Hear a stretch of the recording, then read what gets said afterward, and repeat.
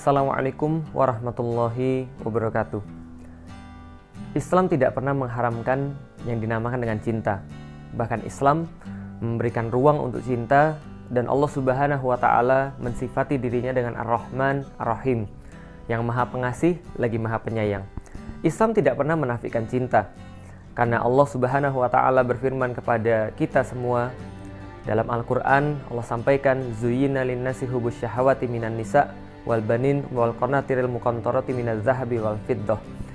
Allah menyampaikan bahwa kita memang dihiaskan, kita memang diberikan sebuah perhiasan, yaitu adalah tertariknya diri kita dengan wanita, dengan anak-anak, dengan emas, dengan perak, lalu dengan sebagainya yang dinamakan dengan mataun hayatid dunia.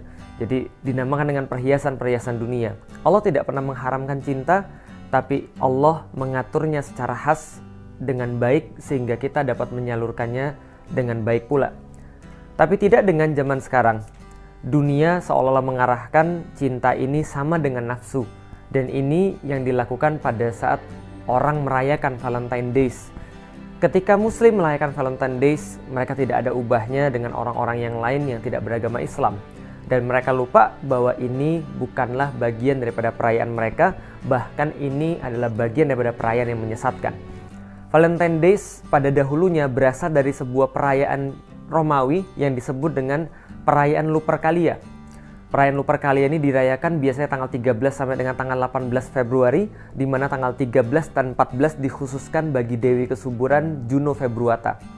Nah, ketika mereka merayakan perayaan Lupercalia ini, mereka juga merayakan selain Dewi Kesuburan juga Dewa Kesuburan, yaitu adalah Pan. Sebuah dewa yang dilukiskan bahwa kakinya adalah kambing, lalu kepalanya kambing berbadan manusia. Maka inilah Dewi Kesuburan dan Dewa Kesuburan menurut orang-orang Romawi.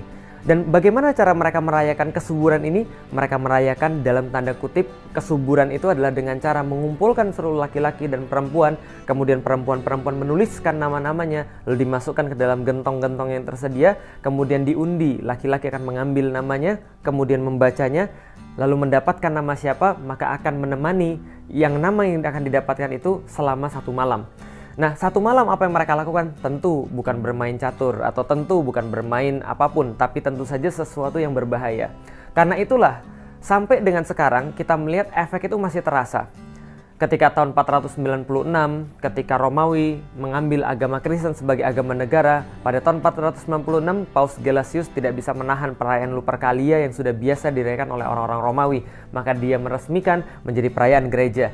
Namun pada tahun 1969 perayaan ini dianulir oleh gereja dan dianggap bukan bagian daripada tradisi gereja, karena mereka menyadari buruknya perayaan ini. Dan sampai sekarang pun apa yang terjadi? Tanggal 14 Februari seminggu sebelumnya dan seminggu sesudahnya diperingati di Amerika sebagai The National Condom Week. Jadi pekan kondom nasional. Karena banyak sekali orang-orang yang akhirnya melakukan hubungan seksual pada minggu-minggu itu sehingga mengakibatkan pertambahan penduduk yang luar biasa. Dikhawatirkan begitu sehingga disarankan memakai kondom. Bagaimana dengan di Inggris? Diperingati dengan The National Impotence Day tanggal 14. Mengapa? Sama. Valentine Days identik dengan hubungan free sex. Nah, ini yang harus kita tahu sebagai seorang muslim. Mungkin ada sebagian muslim yang berkata, oh tidak, kita tidak mengikuti hal-hal yang seperti itu. Namun sama saja, pada tahun 2005, salah satu surat kabar yang ada di Indonesia melakukan survei kecil-kecilan. Di antara 413 responden, mereka mendapatkan sekitar 24% orang-orang yang disurvei ketika melakukan Valentine Days, mereka lebih suka melakukan jalan-jalan, lalu kemudian makan, lalu kemudian berciuman, lalu berhubungan seks. Karena itulah pada tahun 2006 ketika diteliti 54% warga Kota Bandung itu sudah pernah melakukan hubungan seks. Jakarta 51%. Dan 2008 ketika diteliti lagi oleh KPAI, Komisi Pelindungan Anak Indonesia, ternyata yang mereka dapatkan fakta yang lebih mengejutkan, yaitu adalah 62,7% remaja SMP sudah pernah melakukan hubungan seks. Benarlah kata Rasulullah SAW, man tasyabbaha biqaumin fahuwa minhum. Barang siapa yang mengikuti kebiasaan suatu kaum, maka dia bagian daripada mereka. Dan kita renungi, Bagaimana Rasulullah berpesan kepada kita, kalian senantiasa akan mengikuti sunnah-sunnah orang-orang sebelum kalian, mengikutinya sejengkal demi sejengkal, lalu sahasta demi sahasta, sampai mereka masuk ke lubang biawak pun Anda akan ikut masuk. Lalu orang-orang bertanya, sahabat bertanya, ya Rasulullah, apakah itu adalah Yahudi dan Nasrani? Rasul menjawab, kalau bukan mereka, siapa lagi? Maka Valentine Days bukan bagian daripada perayaan kita, bahkan adalah perayaan yang sangat menyesatkan.